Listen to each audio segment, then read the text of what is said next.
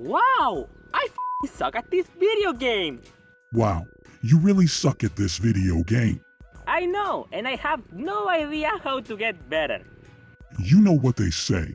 Planning a solid strategy is the key to victory. Thinking? Me?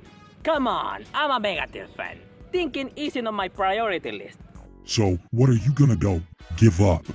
Giving up isn't my thing either, but I have a great idea.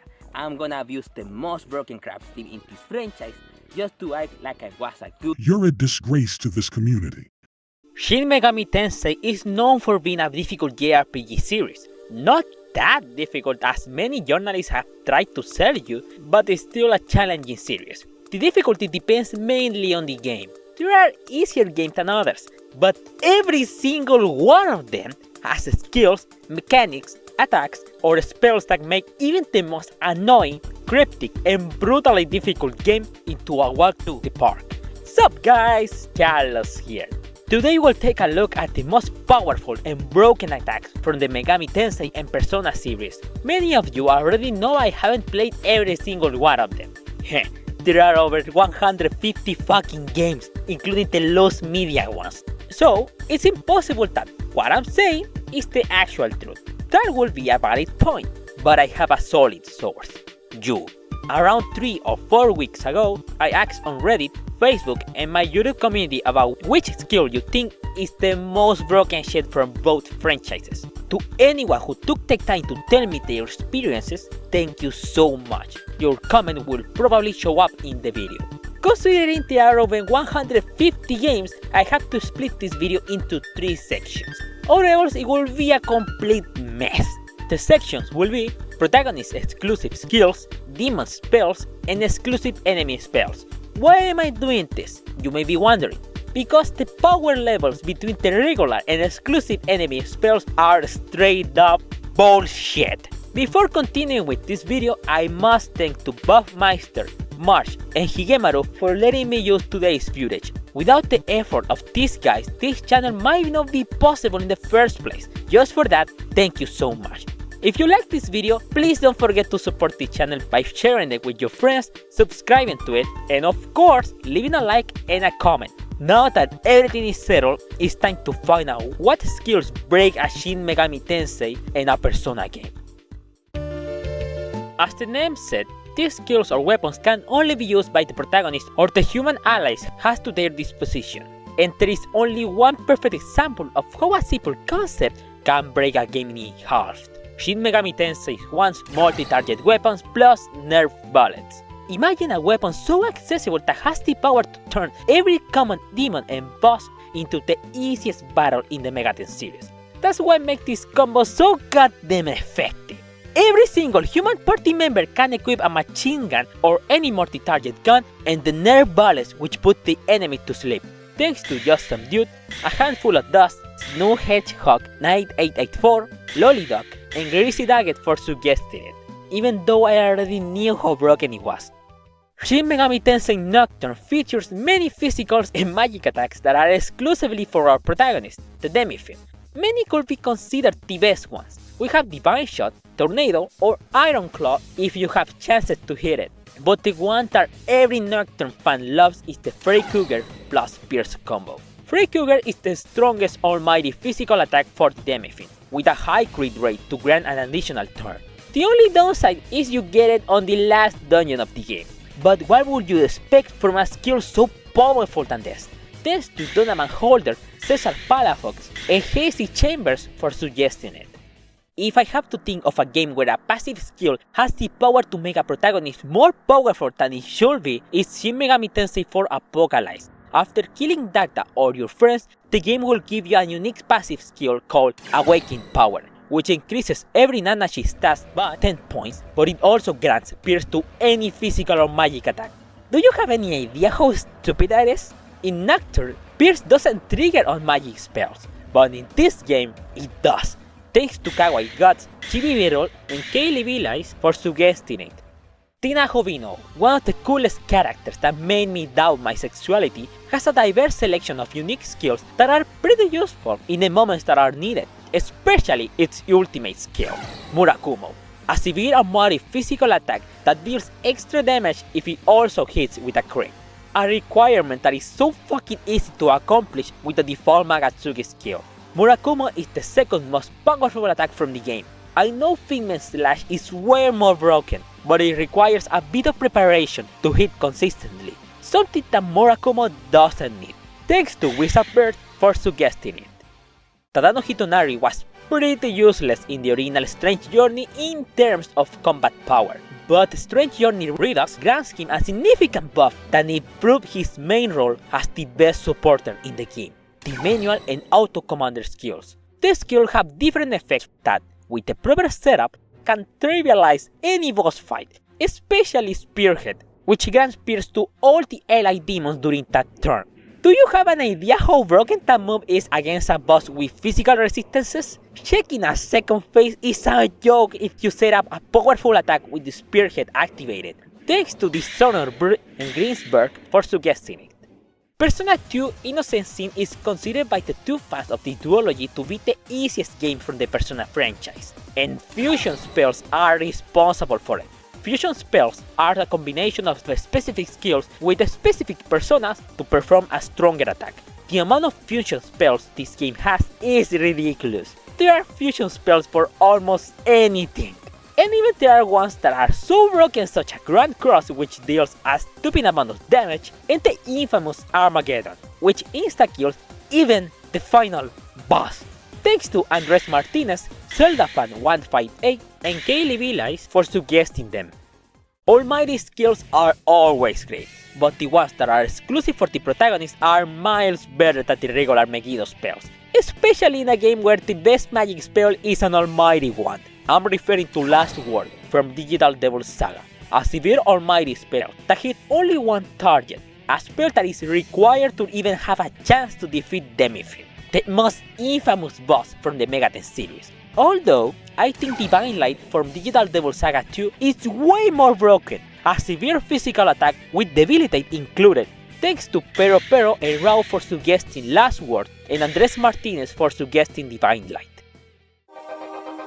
This category refers to any spell learnable by demons, or spells that, in certain games, can be inherited to our protagonist. And what an epic way to start this one by mentioning, in my opinion, the most broken spell from the Megaten history, Sio, in Shin Megami Tensei 1. Sio is a light electric spell that became accessible once you recruit a demon with it or Yuka became a party member.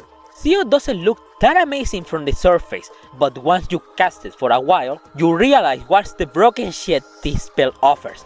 It always paralyzes. If Yuka or a demon have a high speed stat, they will be the first one to attack. Limit the enemy demon in a state where it won't attack during the whole goddamn fight. This doesn't apply to only Sio. Masio, Sionga, and Masionga also paralyze all the time. The only demons that don't suffer this permanent stun are the ones that can reflect electricity spells, and I'm pretty sure SMT1 doesn't have more than 6 of them. I read from somewhere that this spell was heavily nerfed in the PS1 and GBA ports. I played both of them, and I gotta say that isn't true at all. It still stuns the enemy demons the whole fucking fight as long as you spam it. What is true is Sio is no longer broken in SMT2 and Eve. It still has a high chance to paralyze, but not all the time unlike SMT1. Thanks to ZeldaFan158, Codring999, Christopher Lopez, and a handful of dust for suggesting it. Imagine having a skill so broken early on that lets you erase 25% of the enemy's health for the modicum price of 12.5% of an allied demon's health. That's what Divine Retribution or Holy Wrath does. Before looking for more information about it, I thought it was a light spell that was useless against low alignment bosses. Little I knew back when I played 3 versions of SMT2 that this skill is actually a force spell. The fact that you can erase 25% of the enemy's health even applicable for the final 3 bosses makes me questioning myself why the fuck the developers thought this was balanced at all. Thanks to Greasy Nugget, the Electro Clown, and Forest Grant for suggesting it. Shin Megami Tensei Nocturne is the equivalent of a JRPG Dark Souls. At least that's how many journalists refer to this game. This game was the first approach to the Megaten series for a lot of casual players, and that's why it's common to see fans saying this is the hardest SMT game. What do I think about it? This game is not that hard. Majin Tensei 2 is far tougher in my opinion, and Nocturne's difficulty goes into decadence once you fuse a demon with the healing spell Prayer. Prayer is pretty much salvation. It heals fully the whole party and removes ailment status. It's a powerful supporting skill. Yet, I haven't mentioned what makes this spell good. You can get it at level 30 fucking 1. It's a very expensive spell to cast, but once you fuse Daisoyu or any demon with spirit or life drain, that won't be an issue anymore. Thanks to Nicolas Sanchez, Ignacio Hurtado, Cristian Rubio, Confederacy of Papers, and Hazy Chambers for suggesting it. One day Megiddo Land was feeling depressed, thinking it didn't have the potential to keep up with better skills such as Freikuger, Riot Gun, or Meditation, until one day a miracle with the name of Jihad fell from the sky, and the second after, another miracle struck the franchise, Antichton from Shin Megami Tensei 4. Jihad and Antichton are the same, a severe almighty attack that also has debility in it. Antichton, however, is way more powerful than Jihad for the simplest reason: Flint can learn it, while Tadano can learn Jihad. This could make every single endgame and DLC enemy a fucking joke, especially if you invest all of your level up points into magic. Thanks to the Ultra Car, Te Quiero Mucho Porfa No Juegues Revelation Persona, Kaylebilis, Failit Power 69, Ophidian Mind, Cesar Palafox, and Hazy Chambers for suggesting it. Say whatever you want about Shin Megami Tensei 4 Apocalypse, but you can't deny that its gameplay was an improvement over the original SMT4, featuring completely new skills and nerfing old ones, a skill that nearly most of the players forgot it exists, but is so fucking busted is Imposing Stance, which removes the first turn of the enemy, even against bosses. Think about it for a second. In a series where sometimes the AI acts depending on your choices in your turn, having the ability to delete one of the enemy's turns that was intended to counter whatever strategy you try to pull off is far beyond broken. Thanks to Quantum CYT and Zelda Fan 158 for suggesting it. Magatsuki is a term that is a plot device in multiple entries, and in one of them there is a whole mechanic around it. I'm referring to the Magatsuki skills from Shin Megami Tensei 5. These skills have their own particular mirror and have different abilities depending on which ally is the caster. Every Magatsuki skill is great, there is one for any scenario. Still, there are some that simply let you play this game in automatic. First we have Omagatoki Critical, the default Magatsuki skill that lets you deal critical hits for an entire player phase, which means free damage and free extra turns. Then we have Accursed Poison, which is exclusive for the Aviar and Raptor race that lets you decrease the enemy stat by 1 and also inflict a random ailment status on the enemy. This one is extremely useful against the Demifin. If you can calculate the exact damage, you can activate it to stop the Demifin from killing himself and his demons in mid-fight. And the most broken one for last, Omagatoki Adversity. Exclusive for the Beast race, it lets you deal extra damage depending on how low your HP is. With the proper setup, you can deal enough damage to erase any enemy from the game, even fucking Demifin with this Magatsuki skill. Thanks to Switchbone for suggesting it. Megiddo Land. What do you think about this skill? In most SMT games, it's a very underwhelming skill once you reach the end game. A heavy almighty attack that hits every enemy. It looks powerful, but the truth is, it isn't, unless you are playing Persona 1. Megiddo Land for some goddamn reason is far from being useless. Once you get it, you can almost wipe out the random encounters with zero effort for how cheap it is to cast it. Now that I think about it, all the Megiddo spells are surprisingly strong. Thanks to Log776, Zelda Fan 158, Luis Cypher, and Altruistic Koala 122 for suggesting it. Cheese! Wallace's favorite food from Wallace and Gromit. But in the beautiful world that is gaming, it means the use of an overpowered strategy or attack that reduces the game's difficulty. Sometimes it's intended and sometimes it doesn't. But I need to ask, do the developers of Persona 3 intended to make Thunder Rain always paralyze any target? Thunder Rain is a severe electricity spell only obtainable by fusing Odin that can be inherited to any persona you want. A spell that lets you chase one of the most terrorizing encounters while exploring Tartarus, the Reaper. any encounter that isn't Elizabeth or Nyx can be cheesed by using this spell, guaranteeing an all-out attack, free turn, or diciness depending on what you need. Thanks to Leko Luga, Jake McFarland, and Samu Perez for suggesting it. If I had to think about a demon that I'm 100% sure everyone loves, that will be Yoshitsune. Don't include me. I don't give a shit about him. I fucking found you, motherfucker. Oh God, please, have mercy. You trusted him. You don't fucking deserve mercy. Time to pay. Everyone loves Yoshitsune, even me. I swear, I love him. Every time he has time to shine, he proves to us how broken Haso Tobi is. A weak physical attack that hits 8 times. And in Shin Megami Tensei 5, every hit guaranteed critical hit.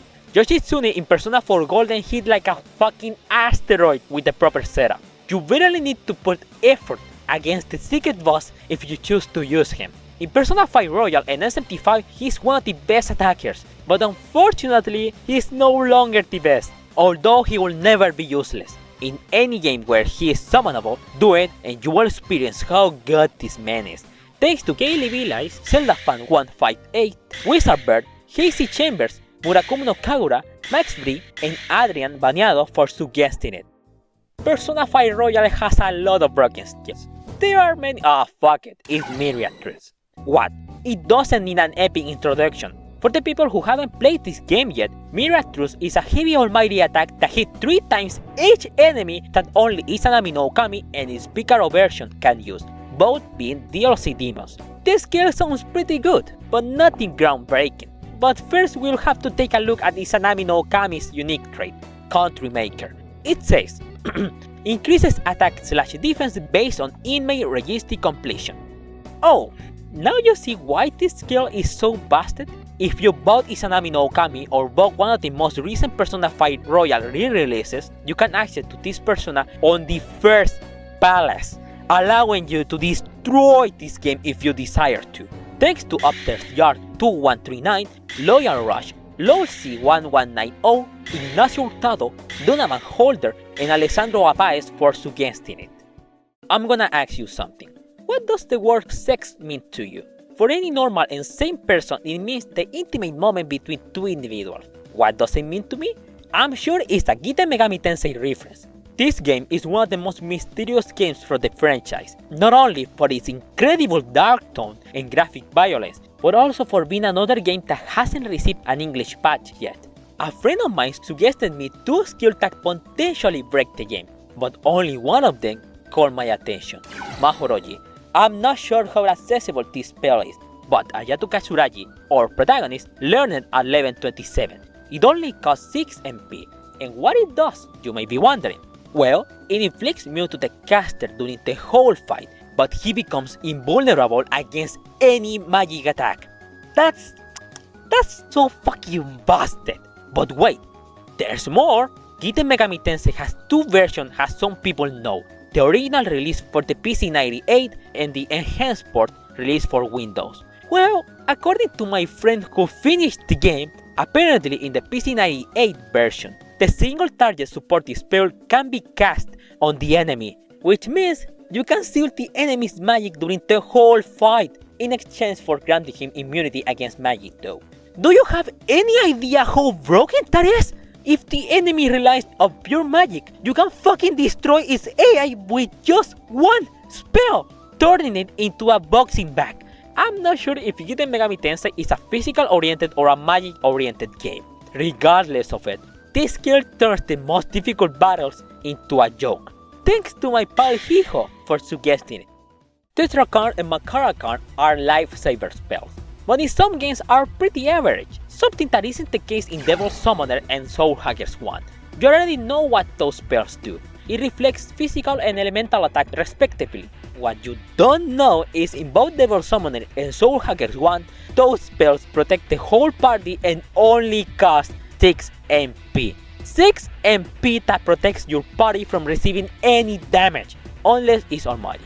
Thanks to FunCode9435 and Please Y for suggesting it.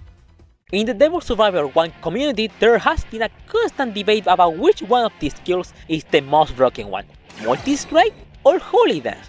I'll have to take a look at both of them to see which one is more powerful. Multi-Strike deals from 2 to 7 light physical damage to random enemies depending on your agility, while Holy Dance does from 2 to 5 million almighty damage with a maximum of 3 per enemy. To unleash their true potential, we also have to include both physical and almighty boss and amp, and also throw pierce to anyone who goes for a multi-strike build. At the end of the day, multi-strike is more powerful than Holy Dance if it hits the 7 times, while Holy Dance is more consistent and less risk. Thanks to Windermed and Al Saiduk for suggesting multi-strike, and thanks to Diego Rios, Jonathan Brio, Neutrally Offensive, Poluir SDUV, Babushka Lura, and Wizardbird for suggesting Holy Dance. Although the sequel Multi-Strike is way better because Holy Dance was strongly nerfed after the new skill Anti-Almighty made its debut in this game. Thanks to Red Bat T, Neutrally Offensive, Al Saiduk, Nikes9199, Wizardbird, and Leaf Cologny for suggesting. The people who have watched my other videos know Persona Q isn't my favorite game. These are great games. Huh? I have something under my boot. Huh? I stepped on something. Oh look! It's fucking shit! But there is something that I must admit this spin-off has over other SMT games. The fact that you can break it the moment you start playing. If you start your playthrough with the Persona 14, Naoto will be available the moment the game lets you play. And she has access to both Hama and Mudo by reaching level 3. Insta-Kill's moves that for this particular entry are very cheap and for whatever reason has a high chance to hit, trivializing 80% of the random encounters. And if she misses, who fucking cares? Here you can equip a second persona for any party member. You can fucking spam Hama and Mudo with 5 party members on the same turn if you really want to. Thanks to Dark Souls Red Phantom and Chispa for suggesting it. Gacha games aren't my thing. I seriously despise seeing how unbalanced some new units are, forcing you to get the newest added character, demon, or whatever crap is to keep up with the current meta.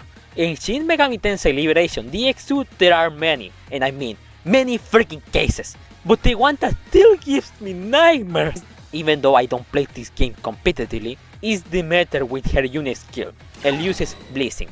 This skill has many passive effects that I must analyze them one by one. First, it increases her HP by 50% and nulls insta-kill. Okay, that's not bad. Then we have the funny surprise that on the first turn, she will add Bulwark for the whole party. For those who don't give a shit about this game, I envy you. Bulwark is a damage shield that protects your HP and has different endurances depending on the skill that activates it. Just for summoning Demeter to battle, you get an additional 1500 HP for every single demon on your party. Also, they will receive 20% less damage and will be immune to any ailment status as long as Demeter is still alive. Sadly, we are not done yet. If you fucking dare to touch any enemy that isn't Demeter, she will grant 25% extra bulwark and increase every stat by 1 for the whole party. And I'm not fucking done yet.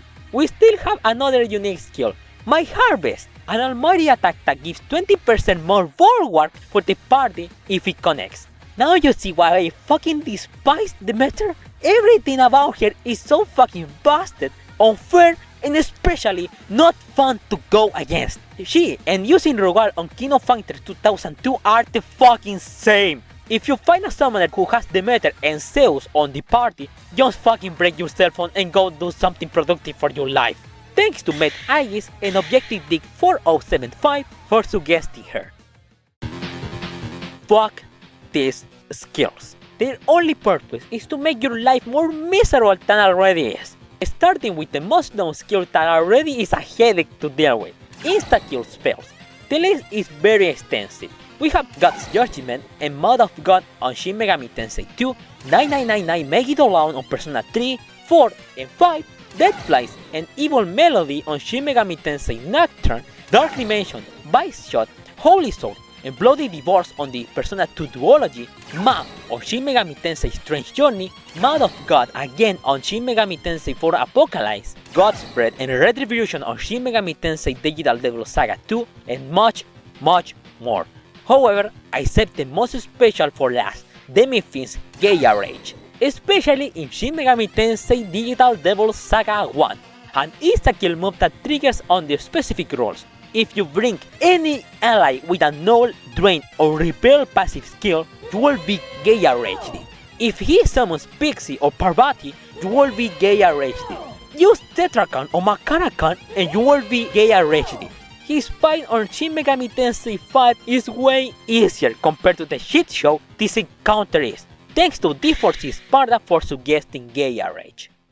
Of course, there are exclusive that to this day are a meme for the Megaten community. Beast Eye, for example, was so poorly programmed that in the original SMT Nocturne release, Mod has a high chance to activate it repetitively on the same turn, wiping out your chances to win against this fucking odd.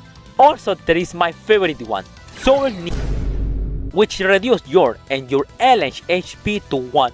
I know some people hate Soul Knee because how stupid it is to be killed in one turn because you were unlucky. But for me, the fact that a skill such Soul Knee exists, it makes me love this franchise more and more.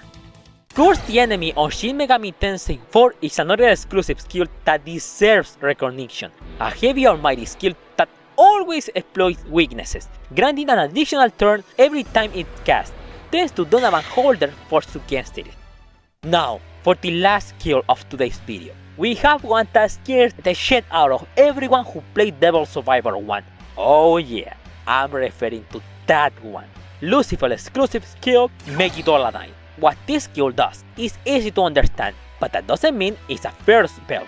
Heh, it's far from being one, to be honest. It's an almighty attack that hits every ally member on the map, and every time Lucifer casts it, it gets stronger and stronger, to the point that on the 3rd or 4th Megidoladyne, you and every ally you have will be killed with a one shot. You are on a timer against this asshole, or you kill him first, or he will fucking one shot your ass in the worst possible moment. Thanks to Romeo X Matias, NestCR, Snorlaxes everywhere, and Slayer of Furies for suggesting it. Whoa, I never thought there would be that amount of broken skills. What do you think, Seiran? Which one do you think is the most broken one? You know, after seeing you explaining every skill from this video, I realize there is one more powerful than those. You serious? Okay, tell us then. Which one is it? It's named Get a Fucking Job Done. You mother. That's it. You are out of this video. Enough of this shit. You should have shut the fuck up, pal. Thanks for saving me, bro. No problem, pal. I love unflicking pen on this asshole. I'll probably go pet some bitches. Sure. Man, it's great to be alive. I finished a video before 1 month passed? This is a miracle! Quick, make a wish! The idea of asking you what you think is the most broken attack in the Megaten series was a great one, on paper. The truth is, I never thought that many people would comment. Many on Reddit where my post received more than 100 comments. All of you have different ideas of what broken is, and I would have liked to feature all of them in the video, but that would have extended it to at least 40 minutes, reducing the potential views of it. That's why I decided to put all of the remaining comments here to let you guys know that I appreciate your support. There is a chance that your comment didn't appear in this video if you wrote it already. If that happened, I apologize for not being able to keep up with my promise. For some reason, Reddit erased some of the comments before I was able to take a screenshot of it. Okay, what next? I promised this video at least 7 months ago, so I can't postpone it any longer. The next video is gonna be an honest verdict video about Kyoyaku Megami Tensei 2, so stay tuned for the next weeks. For now, thank you so much for watching this video. I will see you in the next one. Goodbye!